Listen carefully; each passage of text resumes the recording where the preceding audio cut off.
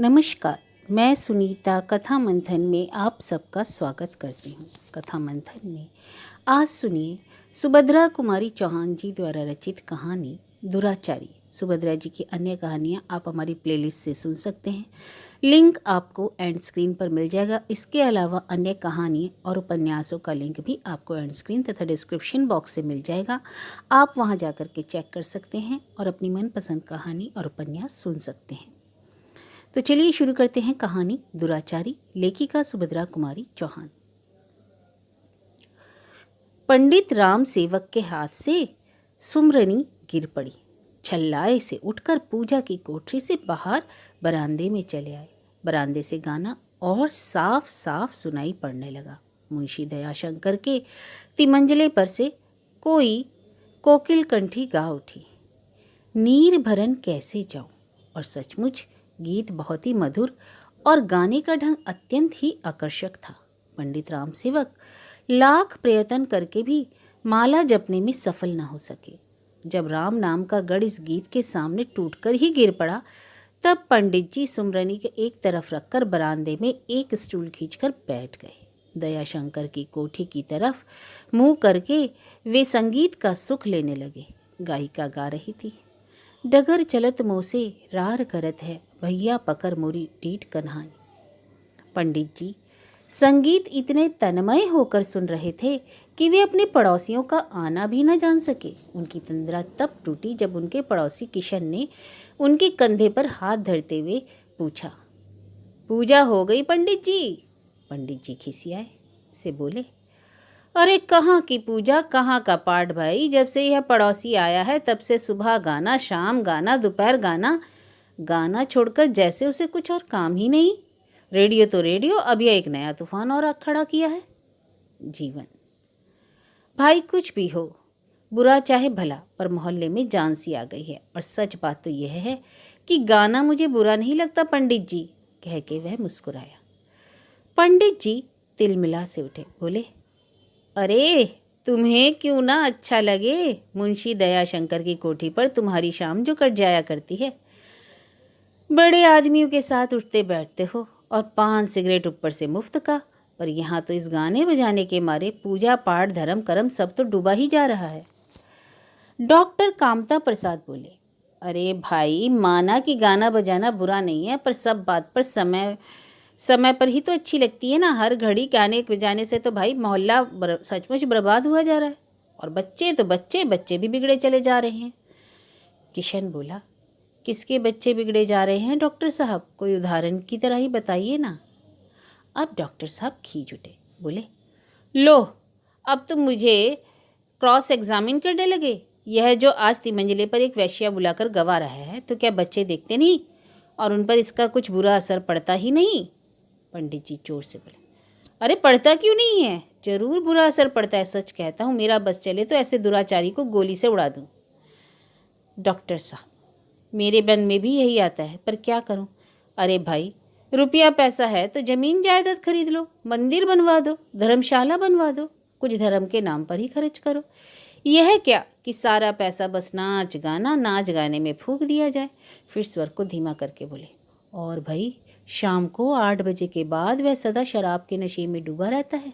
ऐसा दुराचारी तो कहीं देखा नहीं। उसकी छाया छूना भी पाप है। धर्म कर्म से दूर सदा पाप में ही डूबा रहता है। पंडित जी ने जीवन की ओर देखा, फिर बोले, ना भाई ना, ऐसी बात जीवन भैया के सामने तो ना ही कहो। जीवन भैया की शाम तो प्राय वहीं कटती है, और कान जाने घूट 2 घूट चढ़ा भी जाते हों तो कुछ भी आश्चर्य नहीं। संगति का असर तो पड़ता ही है। और बात अधूरी ही रह गई। इसी समय फटे चिथड़ों में लिपटी हुई एक स्त्री अत्यंत ही दुर्बल किसी प्रकार अपने तन को ढके एक बीमार बच्चे को कंधे से लगाए वहां पर आ पहुंची।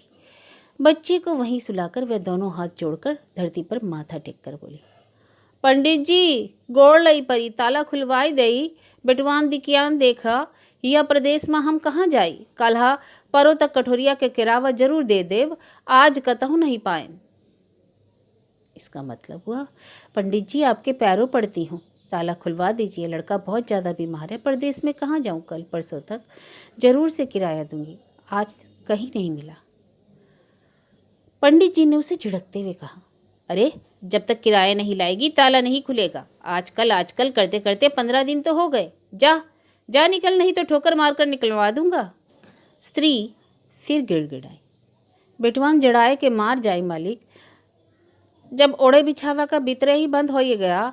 दया करी मालिक, जानो आप है कि जियाए जियत लाघम। इसका मतलब हुआ लड़का ठंड के मारे मर जाएगा मालिक। ओढ़ने बिछाने का कपड़ा सब भीतर बंद है, जैसे आपके ही जिलाने से जीते हैं। दया करे मालिक। पंडित जी ने उसे एक और जोर की झिड़की दी। बोले, जा अभी निकल जा, तेरा और तेरे बच्चे का मैंने ठेका नहीं लिया। मरे चाहे जिए, जब तक किराया नहीं लाती कंपाउंड के भीतर पैर मत रखना। स्त्री रोती हुई अपने बीमार बच्चे को उठाकर चली गई। ना जाने क्या सोचकर जीवन भी उसी स्त्री के पीछे उठकर चला गया। शायद एक गरीबनी के प्रति इतनी कठोरता उससे सही नहीं गई।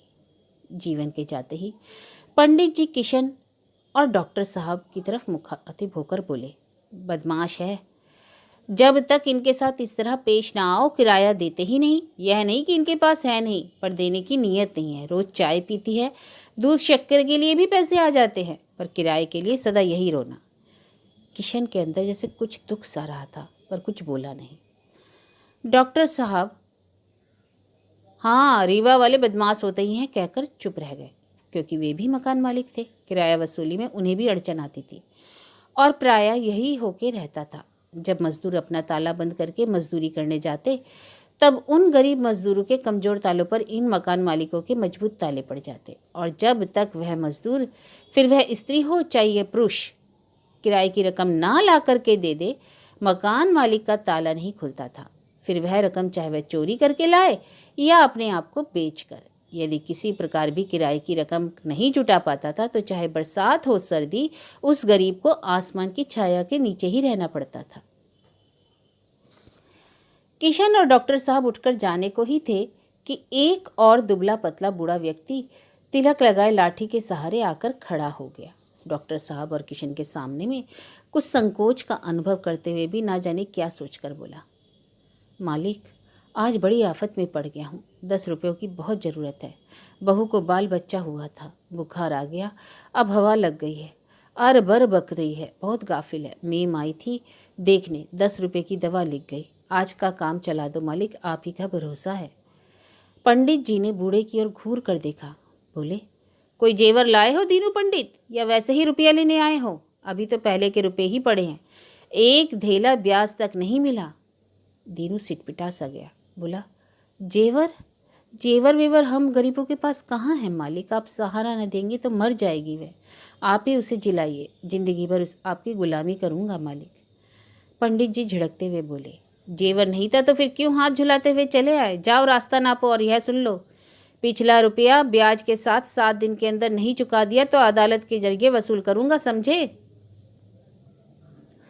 बूढ़ा दीनू हताश होकर चला। पंडित जी खींच कर बोले, सुबह से शाम तक ये साले रुपया ही मांगने आते हैं, लौटाने की वक्त जान पर आती है। किशन और डॉक्टर साहब नमस्ते करके चले गए। उनके मन में क्या था कौन जाने। इस घटना के कई दिन बाद पंडित जी खेत पर जा रहे थे। रास्ते में मिल गए जीवन और किशन। पंडित जी ने पूछा, कहीं गए थे क्या जीवन भैया? दिखे नहीं इधर कई दिनों से। किशन, तुम भी नहीं आए? रामायण भागवत रोज शाम को हुआ करती है, तुम लोगों के बिना सूना सूना सा लगा करता है। आ जाया करो, धर्म की वार्ता से इतनी दूर क्यों रहते हो? असर पड़ने लगा क्या पड़ोसी का? किशन चुप रहा, पर जीवन बोल उठा, पंडित जी, रामायण भागवत और पूजा पाठ से अगर फ़ायदा ही क्या, अगर हम आदमी को आदमी न समझ सकें। मैं तो रामायण भागवत का पाठ करता नहीं, पर आदमी को आदमी समझता हूँ। भगवान मंदिरों में नहीं, हम आप और गरीबों में हैं। पर किराए के लिए उस दिन जैसा जो कुछ आपने उस गरीब स्त्री के साथ किया वह उचित न था। पंडित जी हंस पड़े, बोले, जीवन यही तो तुम भूल करते हो। अगर मैं कहूँ कि उस घटना के घंटे भर बाद ही उस स्त्री ने किराए के रुपए लाकर दे दिए, तब तो तुम विश्वास करोगे ना कि वह झूठ बोलती थी कि यह सच। उसके साथ वही बर्ताव होना चाहिए जो मैंने किया। किशन बोला, वह स्त्री और दीनू पंडित आपके रुपए दे गया, क्यों? पंडित जी सगर्व बोले, अरे दे कैसे ना जाते, मैंने अदालत की जो धमकी दी थी। अब पता चलेगा वे सब इसी के लायक हैं। जीवन बोला, पर पंडित जी, इन दोनों आफत के मारे गरीबों को उसी दुराचारी दयाशंकर से ही मैंने रुपए दिलवा दिए थे, और तब कहीं वह कष्ट से छुटकारा पा सके।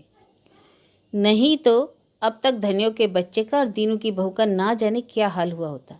शायद दीनू तो अदालत के चक्कर काटता होता, और धनियों का बच्चा, वह तो अब तक उस बच्चे को दफना चुकी होती। परंतु एक दुराचारी ने उन्हें उबार लिया, और मेरी राय में तो आप सरीखे सदाचारियों से यह दुराचारी कहीं अच्छा है।